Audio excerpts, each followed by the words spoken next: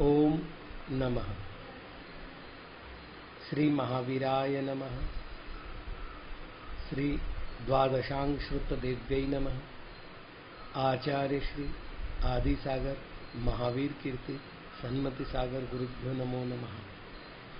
सत्त्वेषु मैत्रीं गुणिषु प्रमोदं क्लिष्टेषु जीवेषु कृपापरत्वं माध्यस्थभावं विपरीतवृत्तौ सदा ममात्मा विदधातु देव। कल 12वें श्लोक की चर्चा हम लोग कर रहे थे। श्लोक है यस्मर्यते सर्वमुनीन्द्रवृन्दैर् यस्तूयते सर्वनरामरेन्द्रैः योगीयते वेदपुराणशास्त्रैः सदेव देवो हृदये ममास्तम्। कल हम सर्व नर अमर इंद्रैः इनकी चर्चा कर रहे थे। कल मैंने यह बताया था कि इंद्र चाहे असुरों का ही क्यों न हो, अर्थात भवंतरिक का ही क्यों न हो, आचार्य कुनकुन महाराज के अनुसार इंद्र बनने की पात्रता रत्नत्रय धारकों में ही होती है। ये बात अलग है कि मरण काल में सम्यक्त्व की विराधना करके वो वहां जाएंगे, लेकिन इंद्र बनने के लिए सातिशय पुण्य की आवश्यकता होती है। कल्पवासियों इंद्रों की बात करें तो एक नियम है, जितने दक्षिणेंद्र है अर्थात सौधर्म ईशान में से सौधर्म, सानत कुमार महेंद्र में से सानत कुमार, ब्रह्म, लांतव, शुक्र और शतार, फिर आनत प्राणत में से आनत, आरण अच्युत में से आरण, ये जितने इंद्र ये एक भवावतारी है, अर्थात वहां से मनुष्य पर्याय धारण करेंगे और नियम से मोक्ष जाएंगे।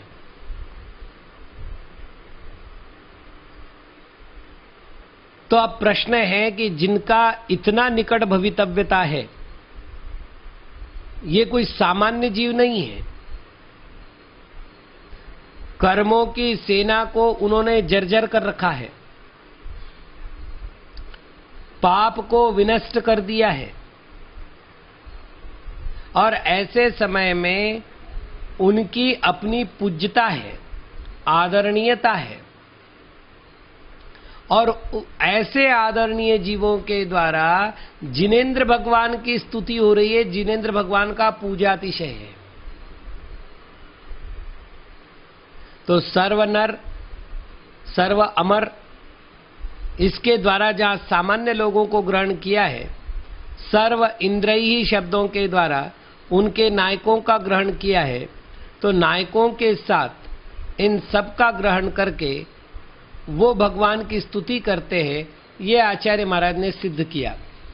आगे वो कह रहे वेद पुराण शास्त्रैहि गीयते, जो वेदों के द्वारा, पुराणों के द्वारा और शास्त्रों के द्वारा गाए जाते हैं, अर्थात जिनका गुणानुवाद वेदों में है, पुराणों में है, शास्त्रों में है। भारतीय संस्कृति में जिन्होंने वेदों को स्वीकृत किया उनको वैदिक कहते हैं। वैदिक लोगों ने पहले 3 वेद माने थे, बाद में चौथा वेद ऐड हो गया। आज के परिप्रेक्ष्य में वो 4 वेदों को स्वीकार करते हैं। वेद शब्द पूज्य शास्त्र के रूप में प्रयोग में आता है। विज्ञाने धातु से जो ज्ञान का कोश हो उसे वेद कहते हैं। दिगंबर आमनाय के अनुसार अशेष पदार्थान वेत्ति वेदिष्यति अवेदिदिति वेद सिद्धांतः, संपूर्ण पदार्थों को जो जानता है, जानता था, जानेगा, उसे वेद कहते हैं। और वेद शब्द का अर्थ सिद्धांत है। तो यहां पर वेद शब्द से सिद्धांत का यदि ग्रहण करते हैं तो अर्थ होगा संपूर्ण सिद्धांत ग्रंथों में जिनेंद्र भगवान के गुण गाए गए हैं।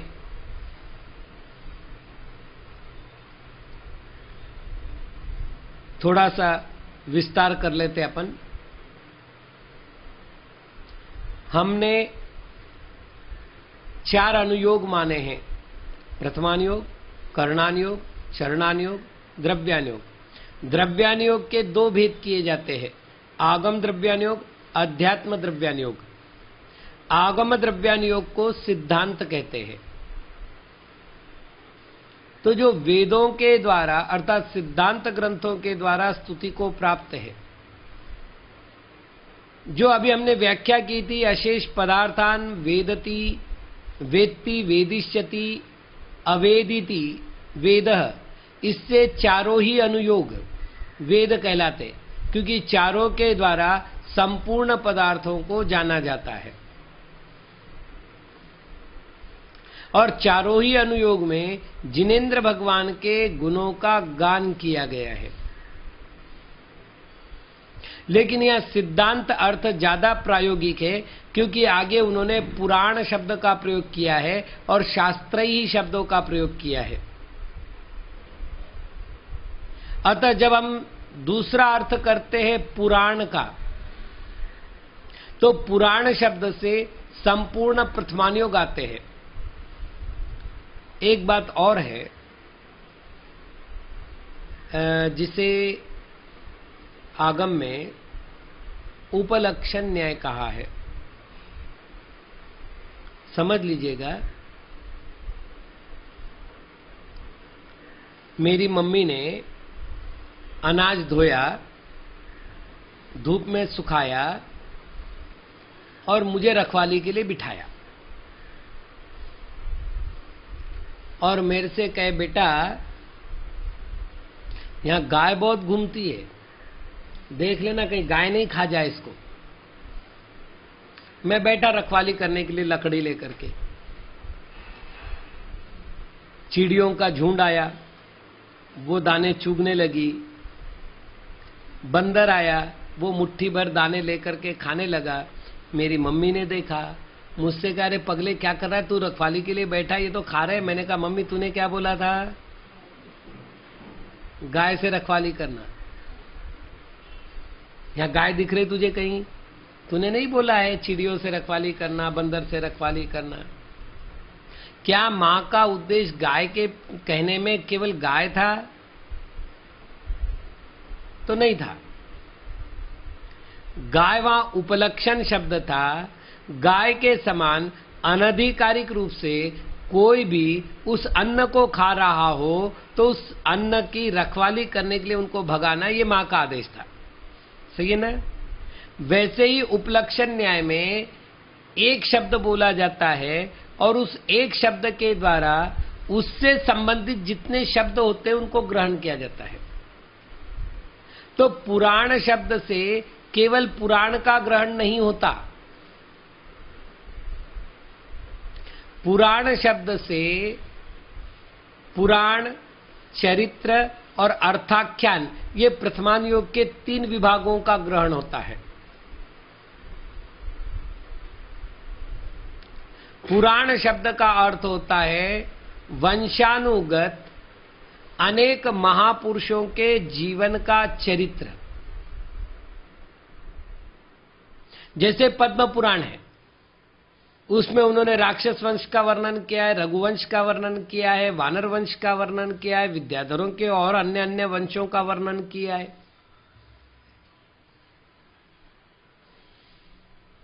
तो अनेक वंशों का वर्णन होगा, अनेक महापुरुषों का वर्णन होगा, क्योंकि पद्म का नाम, पद्म का अर्थ तो हो गया राम, तो केवल राम का वर्णन होना चाहिए। लेकिन वहां तो कामदेव हनुमान का वर्णन है, प्रति नारायण रावण का वर्णन है, नारायण लक्ष्मण का वर्णन है। उसके अतिरिक्त और भी न जाने कितने महापुरुषों का वर्णन आए, जैसे सुकुमाल है, सुकौशल है, वगैरह वगैरह। तो कहने का तात्पर्य यह है कि पुराणों में अनेक महापुरुषों का वर्णन एक साथ प्राप्त होता है। दूसरा है चरित्र। चरित्र एक नायक प्रधान होते हैं। आप सब मूवीज देखते हैं ना। अब मैं आपको मूवी के आधार पर समझाऊं। मूवीज दो प्रकार की होती है, एक वन स्टारर मूवी और दूसरी multi star movie. One starrer movie में कोई भी एक हीरो होता है और पूरी कथा का ताना बाना उसके अगल बगल में घूमता रहता है। चरित्र वन स्टारर मूवी है। और दूसरा है मल्टी स्टारर मूवी। 3, 4, 5 हीरो होते हैं, उनसे कथा संबंधित होती है, वो सारी कथाएं एक दूसरे से जुड़ करके एक कथा में पिरोई जाती है और वो जाकर के एक मूवी बनती है। तो जो पुराण है वो मल्टी स्टारर मूवी है, उसमें अनेक हीरो है। तो चरित्र और पुराण में क्या अंतर है? जिसमें एक नायक हो कथा का वो चरित्र, और जिसमें अनेक नायक हो कथा के वो पुराण। और तीसरा है अर्थाख्यान। अर्थ का एक अर्थ होता है पुरुषार्थ, जिसमें धर्म, अर्थ, काम और मोक्ष पुरुषार्थ की कथा कही गई हो, उसे कहते हैं अर्थाख्यान। अर्थाख्यान में जो चरित्र होते हैं उसमें नायक जो होता है वो महान होना जरूरी नहीं है, क्षुद्र भी हो सकता है। देखो वो मृगसेन धीवर जिसने एक मछली छोड़ने का नियम किया था। देखो खदीर सार जिसने कौवे का मांस त्याग किया था। सुबक ग्वाला जिसने नमोकार मंत्र का ध्यान करने का नियम किया था। और भी नीचे चलते तो सुअर ने मुनिराज की रक्षा करके अभयदान में प्रसिद्धि को प्राप्त किया। सियार ने रात्रि पानी का त्याग किया। कुत्ते ने नमोकार मंत्र सुन करके देव पर्याय प्राप्त की। बकरे ने, हाथीनी ने नमोकार मंत्र सुन करके देव पर्याय प्राप्त की। अब ये नायक, उद्देश्य क्या? पुण्य और पाप के फल को बताने के लिए और पुरुषार्थ को जगाने के लिए कोई दृष्टांत प्रस्तुत करना है। इनकी कहानियां बड़ी भी नहीं होती, बहुत छोटी छोटी कहानियां हैं। मतलब 2 लाइन 4 लाइन में कहानी कही जा सकती है। यज्ञ कुंड पर मुख मारते हुए कुत्ते को ब्राह्मणों ने पीटा, मरना सन हुआ, जीवनधर ने उसको नमोकार मंत्र सुनाया, वो सुदर्शन नाम का देव हो गया। बस खत्म कहानी, स्टार्ट वहीं, खत्म वहीं। लेकिन अब एक बात समझ में आई कि मरने के काल में भी जिसने नमोकार मंत्र श्रवण किया उसको इतना बड़ा फल मिल सकता है, तो जो जीवन भर नमोकार मंत्र का पठन पाठन श्रावण कराता है उसको कितना फल मिलेगा? पुरुषार्थ जगा, प्रेरणा मिली। तो इसको कहेंगे अर्थाख्यान। एक बात और, प्रथमान योग के जो पुराण शास्त्र है वो घटित घटना है। प्रथमान योग का जो चरित्र शास्त्र है वो घटित घटना है। लेकिन अर्थाख्यान के जो चरित्र है वो कल्पित घटनाएं भी हो सकते हैं। मैं क्या बोल रहा हूं एक बार शांति से सुनना, हो सकते हैं। अब आप कहेंगे ऐसे कोई उदाहरण? एक आदमी वन में दौड़ा जा रहा है, उसके पीछे हाथी लगा है। सब मंदिरों में कथा बताई जाती है, चित्रांकित की जाती है इस कथा को। वो हाथी से बचने के लिए दौड़ता है, उसका पैर फिसलता है, वो कुएं में गिरने लगता है। तो वट वृक्ष की वो जो प्रालंब बोलते हैं हम लोग उसको संस्कृत में, जो बड़ी बड़ी शाखाएं होती है नीचे गिरती हुई, उसको पकड़ लेता है। नीचे 4 सांप है, एक अजगर है, ऊपर जो है वो 2 चूहे, एक सफेद एक काला, दोनों उस शाखा को तोड़ रहे हैं, अपने दांतों से कुरेद रहे हैं। ऊपर मधुमक्खी का छत्ता है जिसमें से बूंद बूंद शहद उसके मुंह में गिर रही है, और एक देव का जोड़ा आता है, वो कहता है चल हम तुझे ले चलते, बचा लेते, बोलता केवल एक बूंद और। ये जो कथा है ये वक्ता का क्रिएशन है, घटित घटना नहीं है।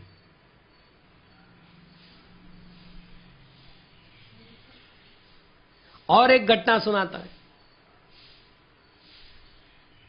मोह नाम का राजा है, आत्मा नाम का राजा है, दोनों में युद्ध होता है। उसमें मोह नाम का राजा पराजित होता है, आत्मा नाम का राजा जीतता है। मदन पराजय चरित्र और मयन पराजय चर्यु, दो ग्रंथ है इस पर।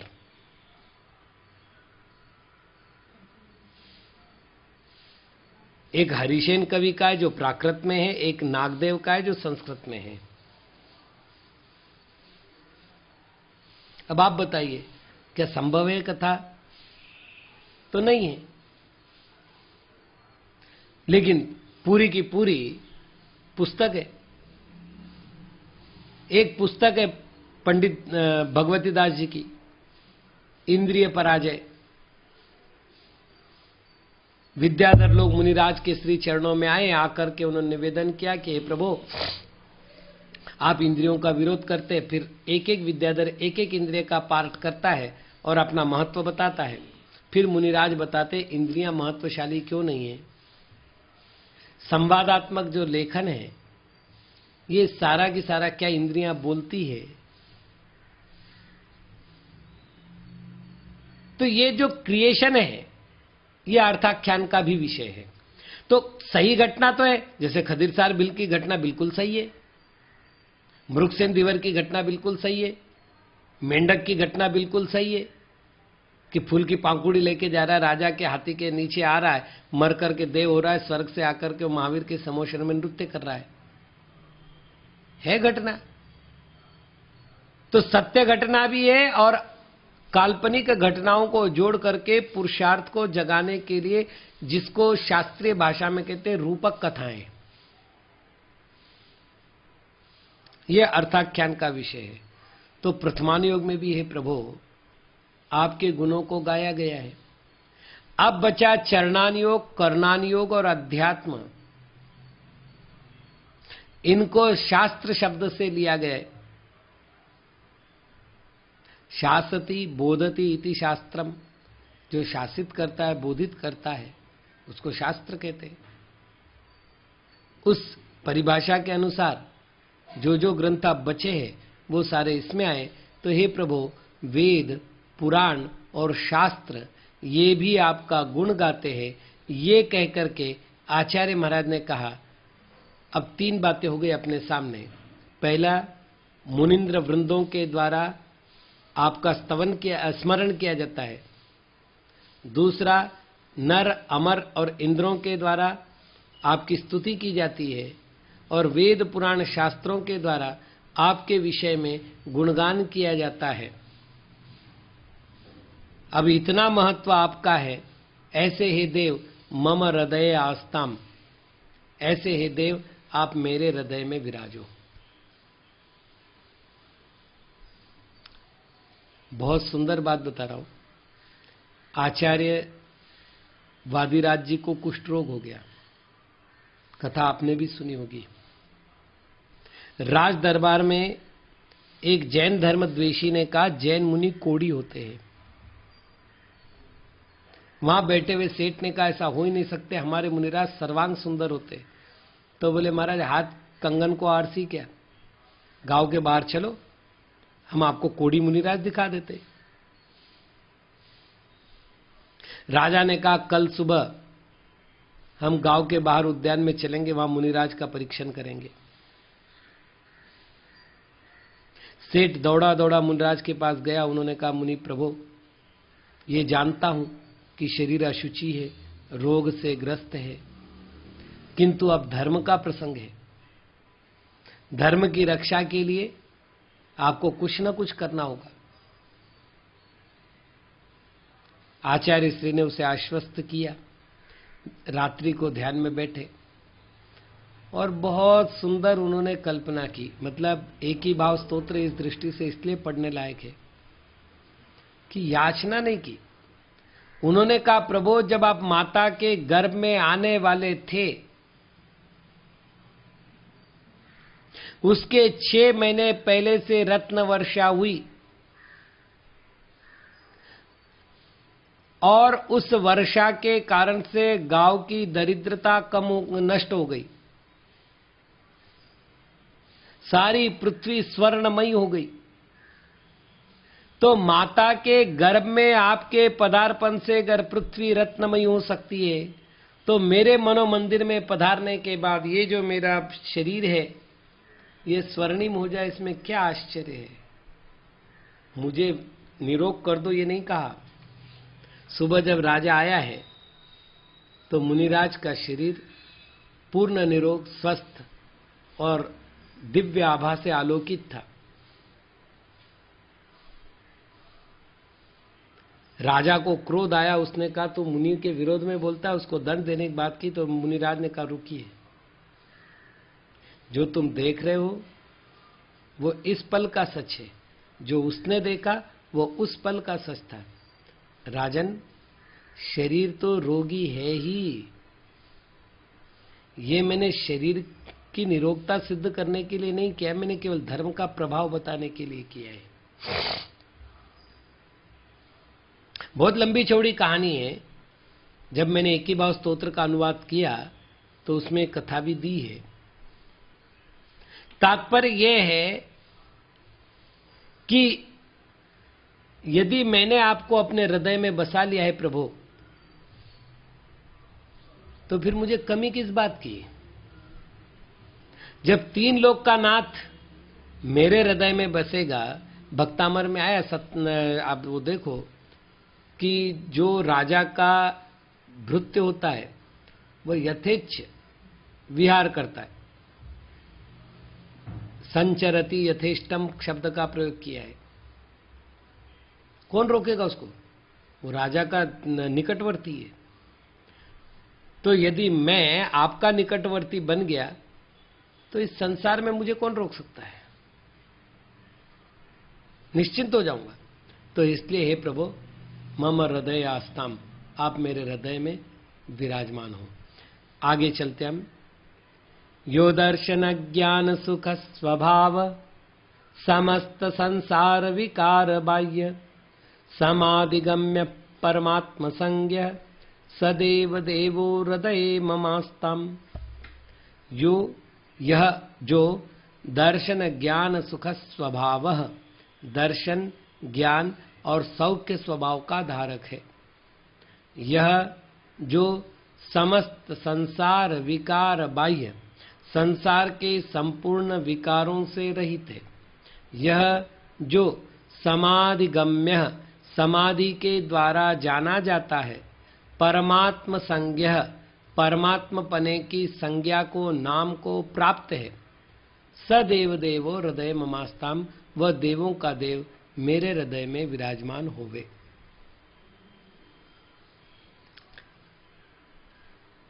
भगवान में अनंत चतुष्टय होते हैं, ये आप सभी को ज्ञात है। अनंत दर्शन, अनंत ज्ञान, अनंत सुख, अनंत वीर्य। अब आप कारिका का श्लोक का पहला चरण देख लीजिएगा। दर्शन ज्ञान सुख स्वभाव कह रहे हैं, इसमें वीर्य नहीं कहा गया। विचारणीय है। यदि अर्थ करने का प्रावीण्य ना हो तो ये कहा जाएगा कि आचार्य महाराज ने 3 को ही कहा है, 4 को नहीं माना है। वस्तुतः या चारों ही है,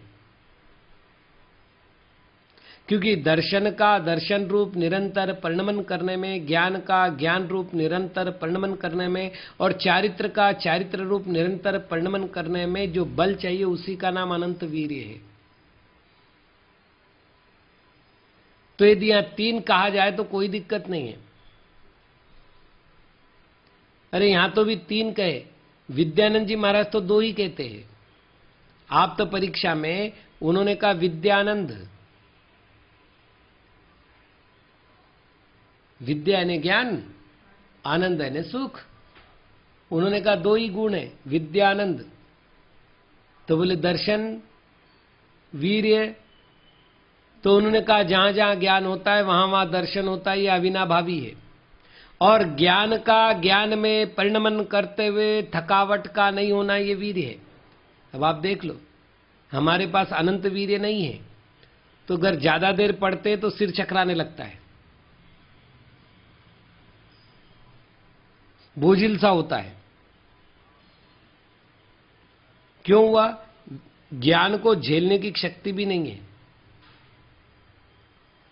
यदि वीर्य ना हो तो आदमी को पागल कर दे ज्ञान, झेल नहीं पाएगा ज्ञान को। तो यहां पर दर्शन, ज्ञान और सुख, ये तीन स्वभाव कहे गए। वहां पर अनुषांगिक रूप से उनके साथ आने वाले दर्शन, ज्ञान और सुख का साथी ऐसे वीर्य को ग्रहण करना चाहिए। तो जो अनंत चतुष्टय के धारक है, इसमें विशेष क्या है? तो ज्ञानावरण कर्म का अभाव हो गया, अनंत ज्ञान प्रकट हुआ। दर्शनावरण कर्म का अभाव हुआ, अनंत दर्शन प्रकट हुआ। मोहनीय का अभाव हुआ, अनंत सुख प्रकट हुआ। अंतराय का अभाव हुआ, अनंत वीर्य प्रकट हुआ। ये एक एक कर्मों के विनाश होने पर एक एक गुण के प्रकट होने का साधन है। तो भगवान ने चार घातिया कर्म नष्ट कर दिए, उसके कारण से उन्हें चार गुणों की प्राप्ति हुई। ये इससे होता है। अब दूसरी बात करें, समस्त संसार विकार बाह्य, संसार को उत्पन्न करने वाले जितने विकार भाव है, उन विकार भावों को भगवान ने विनष्ट कर दिया है। ये दूसरी बात हो गई। तीसरी बात हो गई, भगवान को यदि जानना है तो समाधि के द्वारा जाना जा सकता है, समाधिगम्य।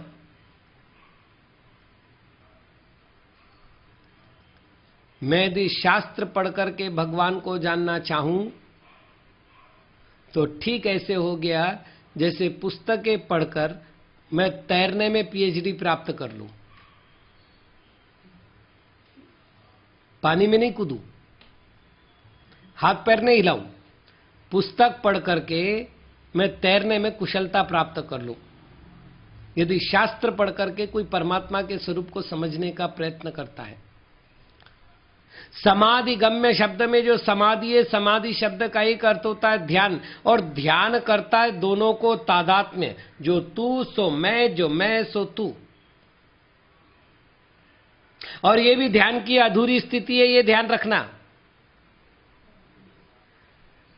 मैं आपको सरल शब्दों में बताता हूं। जब एक भक्त मंदिर की ओर बढ़ता है, वो कहता है, हे प्रभु दासो हम, दासो हम, दासो हम, मैं तेरा दास हूं, मैं तेरा दास हूं, मैं तेरा दास हूं। जब भगवान के सामने आता है तो दा हट जाता है। सोहम सोहम सोहम सोहम, जो तू है सो मैं हूं, मैं दास नहीं हूं, बिल्कुल तेरे जैसा हूं। और जब ध्यान में बैठता है तो सो भी निकल जाता है, अहम अहम अहम, केवल मैं हूं, मैं हूं, मैं हूं।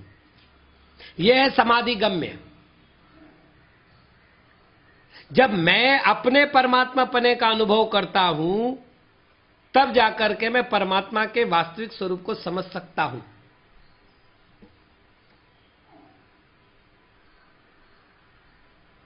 तो परमात्मा संज्ञ, उनको परमात्मा कहा है। परमात्मा शब्द के दो अर्थ है, एक तो परम, दूसरा आत्मा। परम अर्थात श्रेष्ठ, आत्मा अर्थात जीव। और दूसरा अर्थ करना है पर मां आत्मा। पर अर्थात श्रेष्ठ, मां अर्थात लक्ष्मी, जो उत्कृष्ट लक्ष्मी के धारक है। ज्ञान रूपी लक्ष्मी, तप रूपी लक्ष्मी, वैराग्य रूपी लक्ष्मी। लक्ष्मी के कई भेद है, उन सभी से जो संपन्न है वो परमात्मा है। तो जो दर्शन ज्ञान सुख स्वभावी है, समस्त संसार के विकारों को जिन्होंने बाह्य कर दिया है, जो समाधि गम्य है, परमात्मा संज्ञक है, ऐसे देवों के देव मेरे हृदय में निरंतर विराजमान रहे। ओम नमः।